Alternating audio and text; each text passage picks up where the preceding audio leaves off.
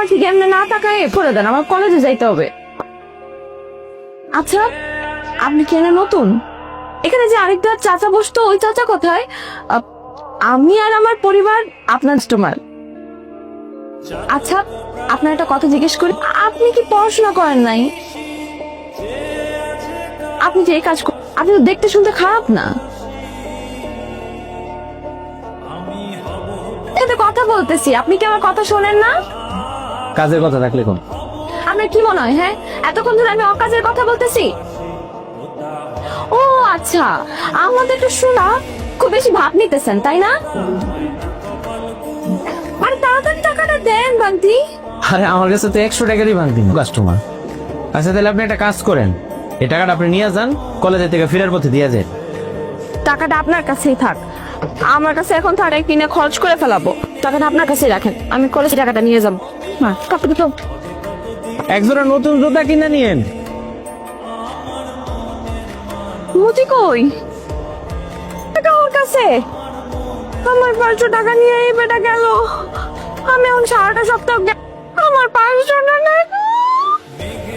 তুই দেখলে না, এটা তো উচিত শিক্ষা দিব। আম্মা, তুমি আবার রেডি করে দাও, আমি এখন ডাক্তারের কাছে নিয়ে যাবো। আই আবার আমার দোকানে বসে আমার ডাক্তার দেখাতে হবে না বাজান, জ্বর হয়েছে এমনি এমনি চলে দেবো, টাকা পয়সা খরচ করতে হবে না। আবার শোনো, তুমি কিন্তু সবসময় একটু বেশি বুঝো, এই বেশি বুঝে বুঝে নিজের ডক্টরে বাড়াইছো। আচ্ছা তোমার সমস্যাটা কি কত? তুমি যদি আগে ডাক্তারের কাছে যাইতে তাহলে কি এই রোগটা বড় হইতো? বড় মানুষ মরে গেলে টাকা দিয়ে কি করবো? তোর বাপের কথা আর করছি না। সারাটা জীবন আমার জ্বালায় খাইলো। সে কবে থেকে অসুখে পড়ে আছে, কত কইতাছি ডাক্তার দেখাও ডাক্তার দেখাও, আমার কথা তো শুনেই না। এখন যে বিছনায় পড়ে আছে তাও ডাক্তার দেখাইতে চায় না। তুমি চুপ করো তো, তোমার কথা শুনতে আমার ভালো লাগে না। তা ভাল লাগবো কেন? উচিত কথা কই তো, এই জন্য ভাল লাগে না। নিজে তোমার ভাই আমাকেও মারবা। আরে কি শুরু করলা তোমরা? ঝগড়া শুরু করে দিছো। আবার শোনো, আমি তোমার কোনো কথা শুনবো না। আজকে আমি তোমার ডাক্তার কাছে লই যাও।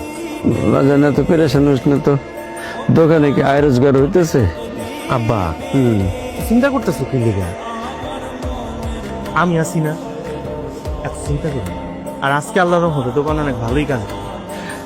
কি একটা কপাল নিয়ে জন্মাইলি তুই,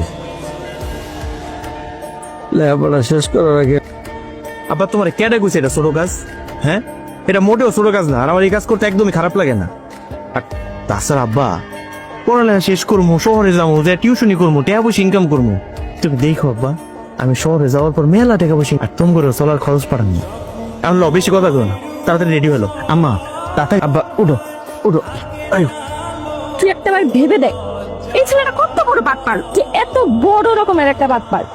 আমার 500 টাকা একটা নোট দিয়ে বললাম যে আমি যাওয়ার সময় ওর কাছ থেকে বাকি টাকাটা ভাঙতি নিয়ে যাব, কিন্তু দেখ ফেরার সময় ও আমার টাকাটা নিয়েই গায়েব হয়ে গেছে। তুই ওর সহজ সরল চেহারাটা দেখলে জীবনে বুঝবি যে ও এত বড় একটা শয়তান। মনে আমার পাইলে যে কি করতে মন চাইতেছে।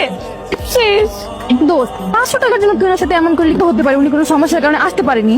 এই রাগ তোর সমস্যা, ও কোনো সমস্যার মধ্যেই নাই, ও একটা আস্তা শয়তান।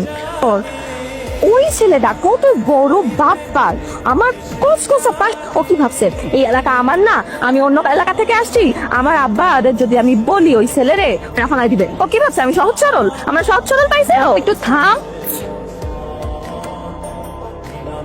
এই যে আপনার টাকাটা।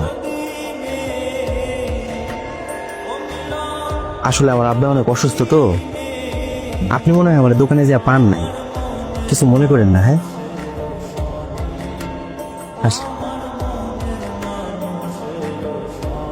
দেখছস, আমি তোরে আগেই বলছিলাম